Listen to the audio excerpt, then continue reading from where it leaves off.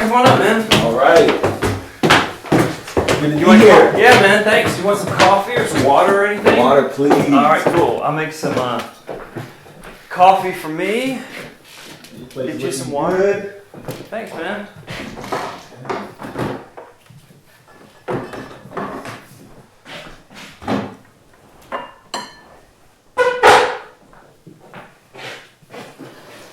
Yeah. Beautiful day. It is, man. Well, I appreciate it. Yeah, man. I'm gonna grab some coffee in here, but yeah, feel free to just ask away. I'm just in here doing this. You know what? Well, I'm gonna check out your book here. Yeah. Your portfolio. Yeah. Feel free to ask anything about that. That's what. All the hard work. Yeah. All the hard work. Yeah. I send that out to How does this work? potential client. Well, so this is just years of accumulated different images, and I switch things out. As I refresh and put new stuff in there. You should have heard that's from no, I thought that was the one from Insecure. That's what I was thinking. It looks like her. That's yeah. cool. So yeah, we just like refresh this every once in a while, and this is what I show to potential clients or existing clients when that's the whole thing. Just staying in touch with everyone and right. This is gonna be loud. Oh, you're fine. This is a good one to get to the video. Yeah, that's the man right there with the red bottoms. Yeah, Mr. Louboutin. Wow. How was he when you just crew regular? Oh man, he was awesome. Is that what you're asking? Yeah. Yeah, he was really good. He was really fun. I mean, this is one of the first jobs that I got where it was someone, with some notoriety. And so I was pretty nervous, but he was really cool. So we were doing I was shooting for his company and for another magazine. That's dope. So we did it all at the chateau down here. So that was real exciting to shoot down there. And yeah, he was great to work with. Had a lot of good ideas. Mm-hmm. Yeah, everybody loves his shoes, so the red bottom. Yeah, for sure. That's good. Rachel Zoe. That's not familiar too. Cat. Cat before the. You shot Cat? Wow. Oh yeah. That's cool. How was that? That was fun. That was in a studio we were there all day. So we were shooting for a mouth guard company that he used. It was called Mogo. Wow. And it was for a flavored mouth guard. Okay. And so I shot for that, and we photographed him. So we had him in the studio for like 5 hours, doing all different kind of poses with the mouth guard. And then at the end, I was like, I've got to find a way to get his shirt off so we could show his tattoos, because he was kind of known for that at the time. And so yeah, he would just that's one thing as a photographer, you got to keep pushing your subjects, and that's what I've learned over time is to do stuff like that. So yeah, we got into pose. So it was more of a portfolio shot for me, and I like that. Yeah. I like what he's about. That's wonderful. Yeah. Thanks, man. Yeah, there's a lot of stories in there. I think that's one of the most exciting parts of my job of photography is it's really hard. Production is really hard. It's like really difficult and tricky and challenging. And but for a lot of those kind of shoots that are in my book, there's a neat story behind it, and that's what makes it like worthwhile. Yeah. At the end. Well, growing up in North Carolina, I know you got into photography. The Rolling Stones inspired you, but Rolling Stone magazine. Rolling Stone magazine inspired you. And what I wanted to ask is, when you're getting into photography, and I know you were assisting photographers, what are some key things, maybe 3 things that you learned from assisting, and why do you think that's important for people that want to get into photography or any business to learn from somebody who's already in that position? I think that was, everyone does it a different way. I think for me, I like structure, and that's why I went to photography school, and it was a 2-year program, and that's not for everyone. And nowadays you can learn so much online. I like having that structure where I was forced to have a deadline. So that's kind of the school part of that. So the apprenticeship is even just as invaluable, just as valuable, because you get to learn what not to do. You get to learn what to do without it being on your shoulders. So what are the nots? What is the not to do? Would you say? There's just so there's many. Three things. If there's just three things. You know, I think there's a certain way to act around clients. You know, I think there's a certain way to behave. There's a certain way to treat other people, which you would think would be something that would be innate or something that you already possess. But you know, it's that observation of watching someone, and a lot of things can get specifically with technical things. I learned how to light things and how not to light things. What would take more time, because it's all about getting that one photograph or many photographs, and it's always based around time. So I think that watching other photographers work and how they work with other clients, and absorbing that, and being a sponge with the business, the technical, the creative, and all of that just kind of seeps in. Yeah, well, say you have a client. What is like the best way, I guess, to treat that person? What are some things that you've done to make them feel comfortable? Right. I think just being considerate and knowing that this is a service industry, and this is not about your ego. It's not about just being art. I'm here to produce a product for you. At the end of the day, that's what it is. I can do my own personal work, and I can put that up in galleries, and people can look at that and respond to that however they want to. But at the end of the day, it's just like someone working on your car, someone giving you a haircut. I'm there to provide service, and my job is to work as hard as I can to produce a product for you. But on the other end, you need to respect me and what I've done to earn where I am now and how my particular style is, so we can work together to produce a good product. Mm-hmm. Does that make sense? Yeah. And I also wanted to know, as you're doing photography, was there ever a point where you felt like you made a mistake, or you felt like just something went wrong? Uh-huh. And because I think oftentimes when we make a mistake, we're like, man, oh my gosh, we want to give up or something. But I'm sure you've been in the industry for so long. When you made mistakes, what are some things that I guess you learned from it, instead of saying, I want to give up, I want to quit? Right. God, there's so many. I mean, it's all based on mistakes. You know, some of them are funny, some of them were accidents as a photo assistant. Like when I drove a cube truck into an airport, another photographer was coming. You drove a truck? A truck, yeah. I was dropping off photo assistants. The guys came from New York. Great day. We shot Olympian Marion Jones for some magazine, and really good day, hectic day. And I drove the cube truck. The top of it went into like an airport hangar.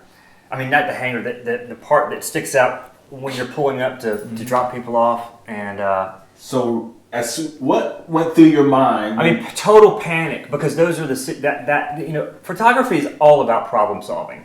It's so many jobs are like that, but that's one thing I learned. It's all about problem solving, whether you're an assistant or whatever. It's how do you and that's what those lessons taught me as a photo assistant. So how did you solve that problem? I did. That's just one of those ones that was just kind of funny. Right. At the end of the day, I thought maybe I would get sued. So the boss came out, or no? The airport security came out. The photographer had already flown back to New York. Okay. The assistants had to get on a plane to go back to New York. So I was stuck with and having to get gear back to a rental place. Anyway, it's a long story, which I'm trying to it's actually kind of a funny story, and it's one of those you look back on. It's like what? That's one of those. It's more funny as opposed to. I really learned not to drive a cube truck, and to watch that. So, but there's so many, and I still learn that I'm still constantly learning all those kind of mistakes. You recently said you just came back from a photography event. What did you learn from that specifically? Because you said you love to learn about photography, and you're still learning, even though you are a professional. What did you just learn? I think one of the big takeaways, and again, I apologize because I there's so many incidents. It's like when I go into like a record store, like I'm a big music junkie, so when I go in, it's like I think I know exactly what I want, and then I'm just like, I can't remember that specific band, but I think the takeaway from that right now in this day and age with photography is learning to adapt. I thought it was going to be a certain way when I was in school and photo assisting, and then when I got out, digital hit and changed everything. So what I thought, even though I'm still shooting photographs, what I thought was how my life was going to be set up as a photographer and how I saw other photographers work, it all changed. And so that taught me that I'm in this world of like, I need to adapt to this, or I need to do something else. But there's always that question, looming over you.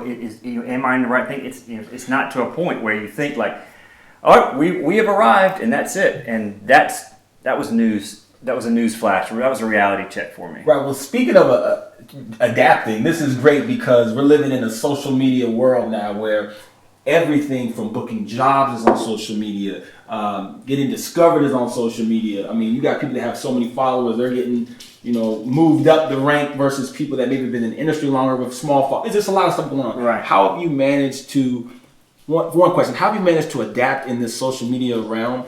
And do you think social media is a blessing or a curse? Both. Both. I think it's a blessing and a curse. When I moved out here almost 9 years ago, my wife and I didn't know anyone. My cousin lived out here, which was amazing. But then she moved away. We knew a handful of people, but we had to make do with what we had as far as like networking. And I had to like go out and do that. And social media, even before Instagram, made that a little easier. I reached out to people just on a whim, like I would love to photograph them, and it worked out. And so building contacts and creating people and meeting people, because that's what a lot of this is about, and building your portfolio and meeting people for jobs was great. I think the curse is like what everyone kind of realizes it is. It's what gets in your head. I don't have tons of followers, and I even think, do I need to? But I've already gotten a job through Instagram, which I thought was like amazing. Which is really how did that happen?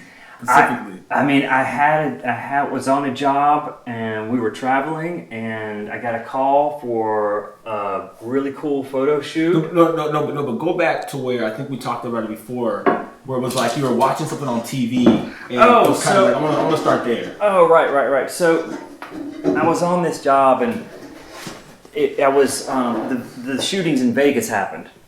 And so I was watching, and Jimmy Kimmel was a big, he was someone that came out on his show and was doing his monologue about that, and it was really inspiring and really sad, and it was a tough time. So it was a morning when I was getting ready for a shoot. So later on in that day, I actually got an email from a magazine that I'd never worked before, wanting to see if I could shoot the cover of their magazine of Jimmy Kimmel. And so that was a weird kind of like, whoa. And then, honestly, I didn't find out later until after the shoot that she had found me on Instagram, which I thought was really cool that happened, even though...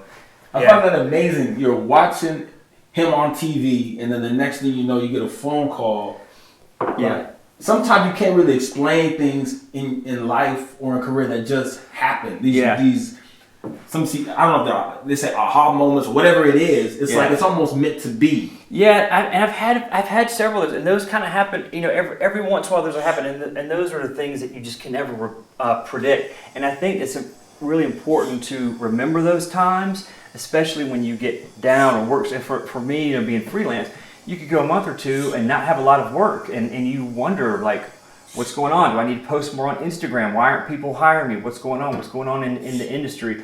And just kind of knowing that things like that can happen. And that was even after a summer of not being like super busy, and then that happens. And so it's just... So in that time, how do you push forward when there is that time of no work? Or because we have these, in my career, in your career, these highs. Yeah. And then these times where it's lower, like, what's going on? Is it something about me that's not right? Or what do you do? I mean, I think like a lot of people, there's no magic answer. I have to go through that period. It may not be like a lot of depression, but it's something where you just kind of have to go through. And I think what's happening now, the more that happens, the more I realize that it'll all turn around. And it's out of our control. And it's out of our control. And I think that's one of the things I'm learning from this, because you kind of, it's like our garden out here. When we first moved here 5 years ago, it was a wreck, and we kept putting time into it. And we did this, and we'd plant this, and this would grow, but then that thing would die. And then 5 years, I go out there, and it's like this new garden that was like not like that when we first moved. And it's just the patience of watching something grow and something die, and it's very just kind of like how life is, I think. Yeah, I like that key word that you said, and you had an analogy of the plants and how everything takes time. And you have to water it. There's a time for harvest, seed. Yeah. It's like this whole cycle of what Right. everybody has to go through, and you can't skip the process. Right, yeah. And no matter how you get mad, you get angry. So, sometimes we can get depressed, but we still have to wait. And we have to have patience, and we have to trust. And it sounds like you're learning now that you kind of just, you do all you can do. Yeah. And then after that, it's kind of like, okay, I have to rest now. Yeah. And I'm very fortunate with, because my wife is very talented and she has a job and a career for herself, and it allows me to not have to freak out so much if I don't have work coming in. And I'm very fortunate that not everyone may be in that situation, but regardless if you are or not, it's just still keeping that attitude and finding ways to, all right, what do I do on this downtime? Let's just use that and be creative and create something new and just keep pushing through that, I think.